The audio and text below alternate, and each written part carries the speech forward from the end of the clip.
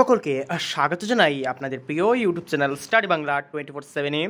আজকের এই ভিডিওতে Tripura university 4th semester political science pass স্টুডেন্টদের জন্য 10 মার্কের প্রত্যেকটি ইউনিট থেকে কিছু গুরুত্বপূর্ণ কোয়েশ্চেন নিয়ে আলোচনা করব।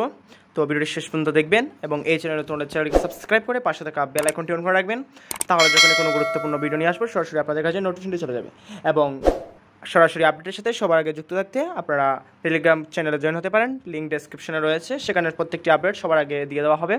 তো ভিডিওটি শুরু করা যাক। তো প্রথমে ইউনিট 1 থেকে প্রশ্নগুলো দেখবেন, যেগুলো প্রথমে হচ্ছে discuss the composition and function of the British parliament, এটি দেখবে। 2 নম্বর দেখবে discuss the power and positions of the UK prime minister.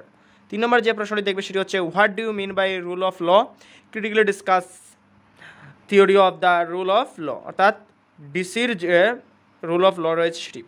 4 নম্বর দেখবে define conventions, why are this হবিড বাই ব্রিটিশ পিপল। এই 4টি প্রশ্ন ইউনিট 1 থেকে দেখবে। ইউনিট 2 থেকে দেখবে প্রথম প্রশ্ন discuss the power and position of the British of the USA. 2 number দেখবে discuss the composition and function of the US Congress. 3 নম্বরে যে প্রশ্ন দেখবে সেটি হচ্ছে do you agree that the US senate is the most powerful secondary chamber in the world, agree your views. 4 নম্বর দেখবে compare and contrast the function of the UK speaker with that of the USA speaker. Unit 3 থেকে দেখবে প্রথমে দেখবে discuss the power and position of the France president under the constitutions of the 5th Republic.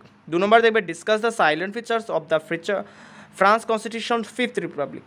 3 নম্বর দেখবে discuss the composition and function of the France parliament. Unit 4 থেকে দেখবে প্রথমে discuss the silent features of the constitutions of China. 2 number দেখবে explain the fundamental rights of the citizens of the PRC.